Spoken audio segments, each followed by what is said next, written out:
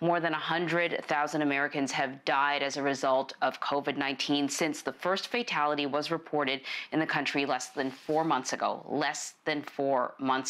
But experts believe that the true death toll across the country is likely higher. So for more on this, we want to bring in emergency medicine physician, Dr. Dara Kass. She's a medical contributor for Yahoo News. Doctor, this is pretty sort of devastating stuff, and we're learning about sort of 2 new studies that suggest that, in fact, there may be more asymptomatic cases than we previously thought. What can you tell us about this information?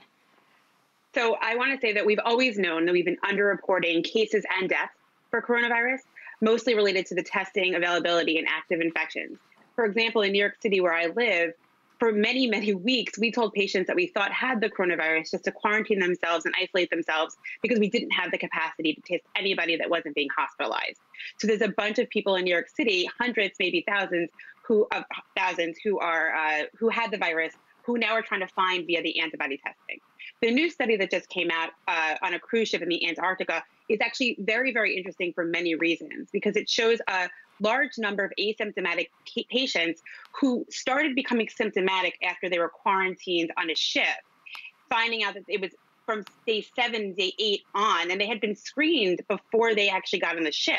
So it really brings into question, what is the time course of disease for asymptomatic carriers? How is it, transmitted for that first week that they were not socially distancing and not wearing masks? Because that ship was with scientists, and they went into their bunks and they isolated themselves as soon as the first case presented. And then they started to track back, and ultimately a huge proportion, 81% of the cases were asymptomatic, and over 120 something of 217 patients, over almost 60% actually got infected. So this is a new information that's going to make us look back at how we're treating asymptomatic cases and finding them in the first case.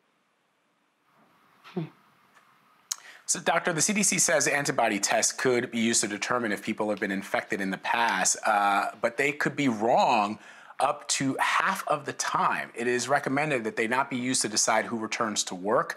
Given that Dr. Fauci and others have indicated that even as the country reopens, we are in for, until there's a vaccine for COVID-19, we will continue to see people infected. We will continue to see people dying from this pandemic. So if the antibody tests are not 100% to be trusted, what does this mean for these immunity passports that people are starting to talk about?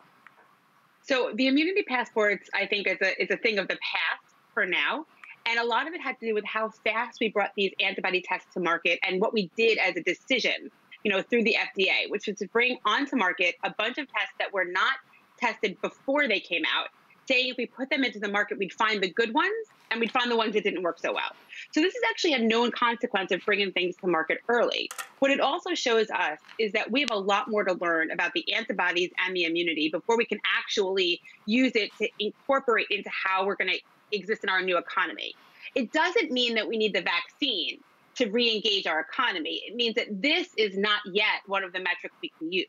So we need to still use the tracking and the tracing, symptomatic treatment, and also making sure that we're responsive to a new innovative workplace.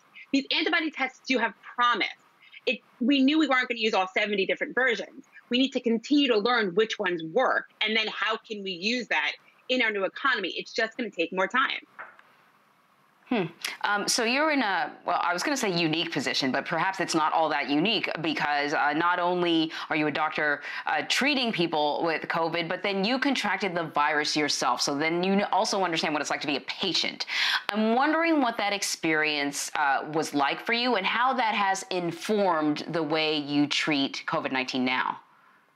So it was very interesting because I became symptomatic very early on in the course in New York City, and I was taking care of a lot of patients on telemedicine exactly when I was sick, because I felt pretty good considering. And so I was able to have a sense of solidarity with my patients, and in a lot of ways dispel the anxiety they had from this very new virus, that everybody was getting sick and intubated, but I was able to tell them they were going to be able to stay home and be safe, and give them what to look for to make sure that they didn't need to seek further care. It really helped us decompress the hospitals when we were at a real tipping point in New York City.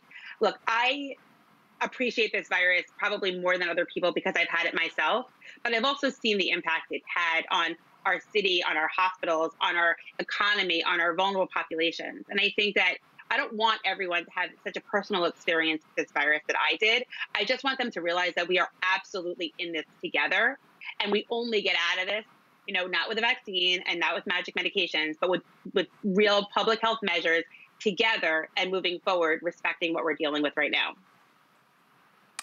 Doctor, it's such an interesting point that you're making, and it dovetails with the question that I was going to ask you. I mean, I know that even myself, we've wondered what life will be like without a vaccine. But then I spoke to and communicated with friends and family that I have living in Taiwan, which, as you know, did not see numbers anywhere approaching near what we saw here in the United States and in Europe and in some other places. And it was interesting that somebody sent me back a list of things that they did, including taking social distancing seriously, the wearing of masks, and it became sort of clear to me that one of the things Dr. Fauci has talked about, one of the things that Larry Kramer, the towering activist who just passed away this week, talked about when it came to HIV/AIDS, was behavioral change. The way that you can protect yourselves and protect your loved ones doesn't necessarily have to do with a vaccine, because there are a lot of other countries like Taiwan that were able to minimize the number of people who died from COVID-19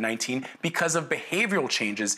But do you see that possible here in the United States, when simply wearing a mask becomes a political issue that people don't want to do because they feel as if somehow you're infringing on their freedoms? And I wonder, if you don't have people that want to do something as simple as wearing a mask in public, can we, without a vaccine, mitigate the risk that COVID-19 poses to all of us? So we're certainly not going to do as good of a job as we can. That's the bottom line. We are making a decision collectively as a country to not have the best possible outcome for our economy, for our people, for our population, because we are not taking the best steps forward to minimize, even as we re-engage, the infectiousness, the contagion of this virus amongst our people.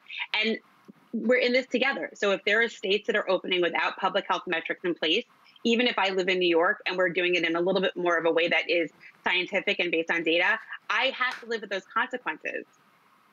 Am I frozen? I have to live with those consequences. Did I freeze? Of what's happening. Nope, you're good. You're good, doctor. Yeah. Okay. I have to live with those consequences of what's happening. And that's just the way it's going to have to be for us. Unfortunately, it's very unfortunate.